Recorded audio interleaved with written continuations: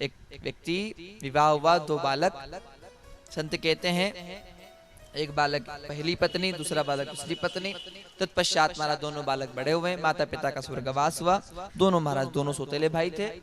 बड़े भाई का विवाह हुआ, एक दिन छोटा भाई बीमार हुआ। बड़े भाई ने इलाज करवाया, समय बीता।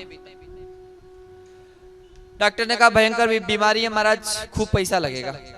भाई ने जब हिसाब जोड़ा तो लगा कि आधी संपत्ति बिक जाएगी भाई के इलाज कराने में। कितनी संपत्ति? आधी। तो श्रीमती कह रही है क्यों इलाज करवा रहे हो,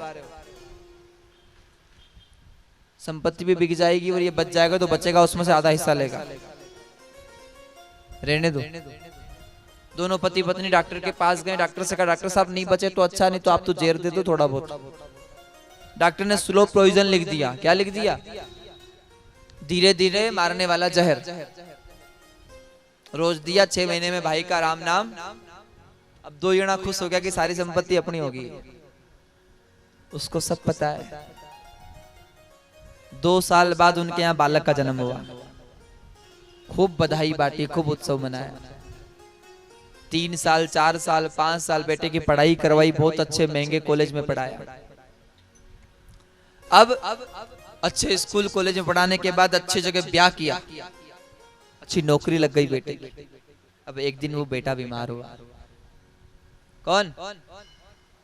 वही बेटा। और वही बीमारी हुई जो भाई को हुई थी।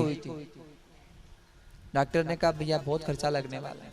भाई वो पिता कह रहा है कितना ही संपत्ति लग जाए, सारी संपत्ति बिक जाए, बेच दूं, पर मेरे बेटे को बचा लो। और सच्ची में आधी संपत्ति बिक गई। बेटा ठीक नहीं हुआ। और ठीक नहीं हुआ तो वो माता पिता आकर रो रहे हैं बेटे के पास कि हमसे कौन सी गलती हो गई।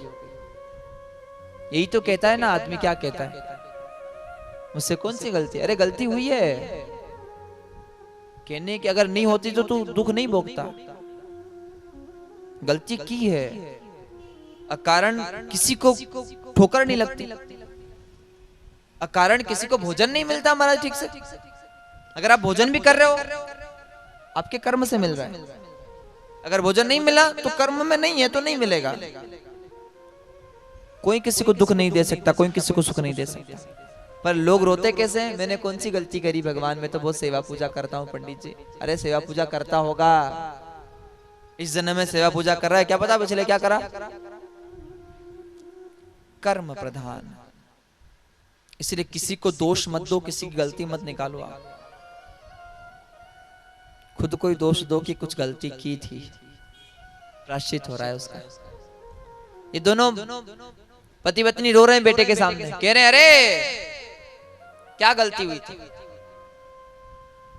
वो बेटा कह रहा है क्यों रो रहे हो, अभी झूठा नाटक क्यों कर रहे हो।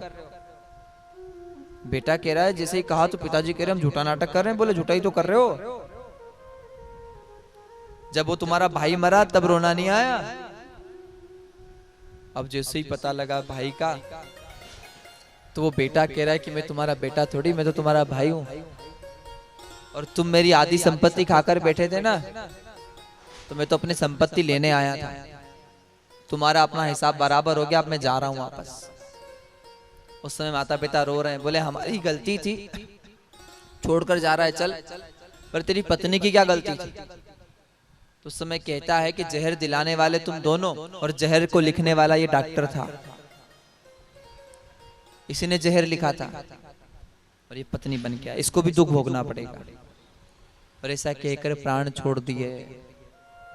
इसलिए किसी का हक मत खाओ, हिसाब करते होता है हिसाब, और ब्याज के साथ होता है। किसी को दे के मर जाओगे तो चलेगा, अगले जन्म में वो बेल बन के आएगा, तुम्हारे घर काम करेगा। पर अगर किसी का खाकर मर गए ना, तो बेल बनकर अपने को उसके घर काम करना पड़ेगा।